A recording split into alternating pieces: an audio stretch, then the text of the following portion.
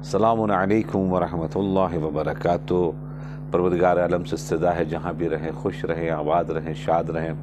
آج ہماری آپ کی گفتگو انشاءاللہ قرآن مجید کی اس سورہ کی طرف ہے جو سورہ کو ہر ہفتے خطیب اور امام جو جمعے کی نماز پڑھاتے ہیں آپ ان سے سماعت فرماتے ہوں گے۔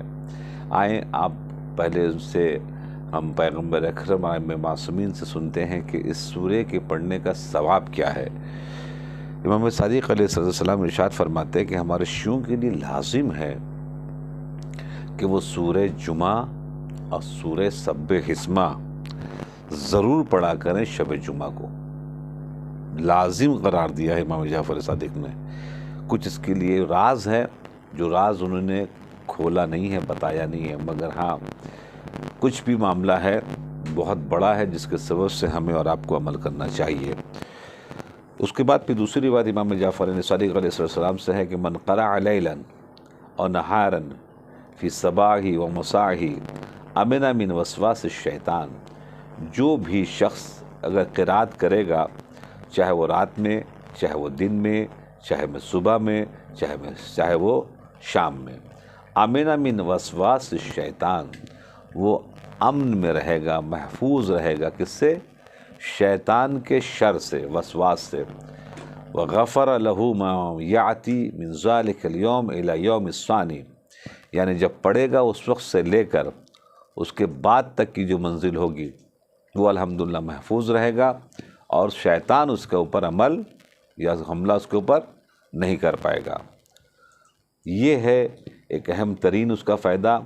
اس کے بعد پھر پیغمبر اکرم صلی اللہ علیہ وآلہ وسلم ارشاد فرماتے ہیں کہ من قرأ سورہ جمعہ اعطی 10 حسنات بعدد من اعطى جمعہ بعدد من لم یعطها فی امصار المسلمین۔ کہتے جو بھی سورہ جمعہ کی تلاوت کرے گا، پیغمبر اکرم نے ارشاد فرمایا، تو اس کا فائدہ کیا ہوگا؟ اعطی 10 حسنات، پروردگار عالم اس کو عطا کرے گا 10 حسنات بعدد من اعطى الجمعہ بعدد من لم یعطها من امصار المسلمین۔ مثال کے طور کے اوپر آنے والے 1000 ہیں، نہیں آنے والے بھی 1000 ہیں، تو دونوں کو ملا کے کتنا ہو گیا؟ 2000۔ 2000 حسنہ لکھے گا پروردگار عالم جو بھی اس کی قرات کرے گا سورہ جمعہ کی۔ تو جمعے کے دن جو آ کے نماز پڑھنے کے لیے شامل ہوں گے، چاہے وہ شامل ہونے والے ہوں چاہے شامل نہیں ہونے والے ہوں، ان دونوں کا جنا والا ثواب جس کو مل جائے گا۔ کس کو؟ کہ جو سورہ جمعہ کی تلاوت کرے گا۔ اب سورہ جمعہ کے اندر میں کتنی بڑی بڑی چیزیں ہیں، اس کو جناب سمجھنے کی ضرورت ہے۔ اس کے اندر میں جو چیزیں ہیں دوستوں، بڑی بڑی چیزیں ہیں۔ سب سے پہلے یہ ہے کہ رسول اللہ نے فرمایا کہ حج الفقراء، حج کرنا واجب ہے، حج میں جانا واجب ہے، مگر کچھ لوگوں نے کہا کہ ہمارے پاس پیسے نہیں ہیں یا رسول اللہ، تو ہم حج میں کیسے جائیں؟ جو رسول اللہ نے فرمایا جمعہ حج الفقراء، جمعہ جو ہے نماز جمعہ میں شریک ہونا، یہ فقیروں کے حج کے فقیروں کے لیے حج کے ثواب کے برابر ہے۔ یعنی اگر کوئی نماز جمعہ میں جائے اور وہ حج اس کے اوپر واجب نہ ہو تو محشر کے میدان میں جب اس کو ثواب ملے گا تو اس کو حج کا ثواب مل رہا ہوگا، تو کہے گا کہ یا پروردگار ہم تو حج پہ گئے نہیں۔ تو کہا تم جمعے کی نماز میں تو گئے تھے نا، جمعے کی نماز میں جو گئے تھے اس سے پروردگار نے تمہیں حج کا ثواب عنایت کر دیا۔ اس کے بعد پھر جمعے کے دن دیکھیے بہت سی چیزیں ایسی ہیں کہ جو ہمارے غیر شیعہ ہیں وہ اس کام کو انجام دیتے ہیں۔ جیسے کچھ چیزیں ایسی ہیں کہ جو رزق کے اضافے کا باعث بنتی ہیں، وہ غیر ہمارے انجام دے رہے ہیں، ہم انجام نہیں دے رہے ہیں۔ اسی لیے ہمارے کمیونٹی میں غربت زیادہ ہے۔ اس کی وجہ یہ ہے کہ جو رزق کے فراوانی کا رستہ ہے، بہت سی چیزوں کو ہم لوگوں نے کیا کیا ہے؟ مسدود کر دیا، بند کر دیا، یا اس کے اوپر عمل نہیں کرتے۔ مثلاً ایک چیز آپ کو بتاؤ، جیسے جمعہ کی نماز، جمعے کی نماز میں جناب دیکھیں ان کی اب بھیڑ بھی ہے، روڈ پہ بھی لوگ ہیں، تو اب جمعے کے لیے پروردگار نے کہا اذا نودی عن الصلاۃ من یوم الجمعہ فاسعوا الی ذکر اللہ وذروا البیع ذلکم خیر لکم ان کنتم تعلمون۔ جب جمعے کے دن آذان دی جائے، بلایا جائے نماز جمعہ کے لیے، تو فاسعوا الی ذکر اللہ، چل کے نہیں بلکہ دوڑ پڑو مسجد کی طرف، فاسعوا الی ذکر اللہ، مسجد کی طرف دوڑ پڑو، وذروا البیع، اور کھان اور بزنس کو اس وقت کے لیے بند کر دو، وذروا البیع، چھوڑ دو دکانداری، ذالکم خیر لکم ان کنتم تعلمون، اور یہ بہترین ہے تمہارے لیے۔ اس کے بعد آخر میں تو کہا پروردگار عالم نے جس کے اوپر عمل کرے گا واللہ خیر الرازقین، پروردگار عالم رزق دینے والا ہے۔ تو آپ ایک مرتبہ آزما کر دیکھیں، جتنا ٹائم آپ جمعے کے لیے لگائیں گے پروردگار عالم آپ کی بزنس میں اتنا ہی زیادہ جناب، وہ کچھ لوگ بہت محنت کرتے ہیں مگر کسی مقام کے اوپر جناب نہیں پہنچ پاتے، کیوں؟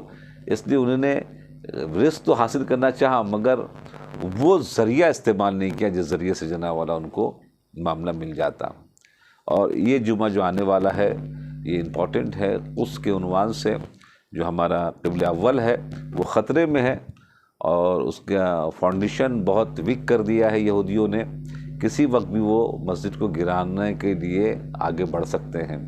تو اس لیے سال میں ایک دن جو رمضان کا آخری جمعہ ہوتا ہے اس کو یوم قدس قرار دیا گیا ہے، تو تمام مسلمانوں کو، مومنوں کو یہ لازم ہے کہ وہ اس سلسلے میں اپنی آواز کو بلند کریں اور ایک مرتبہ میدان میں آئیں، تاکہ کل محشر کے میدان میں بول سکیں کہ جب بھی آواز دی گئی تو ہم گھر پر نہیں بیٹھے بلکہ ہم گئے، اور جانے کے بعد ہم نے شرکت کیا جلوس میں۔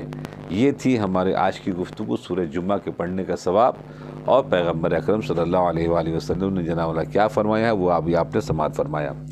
اس کے بعد پھر کہتے ہیں اللہم ما عرفتنا من الحق، اے میرے معبود جس حق کو تو نے ہمیں معرفت کرائی ہے، ایک عظیم ترین نعمت امام زمانہ کی شکل میں فحملنا ہو، جس کی تو نے ہمیں توفیق دی ہے، وما قصرنا عنہ، اور جس سے ہم قاصر رہے، اللہ اکبر، وبلغنا ہو، اور اس تک ہمیں پہنچا دے پروردگار عالم۔ یہ دعا مانگ رہے ہیں ہم، اللہم المم بہ شعثنا، اے میرے معبود اس کے ذریعے سے ہم بکھروں کو جمع کر دیں، واشعب بہ صدعنا،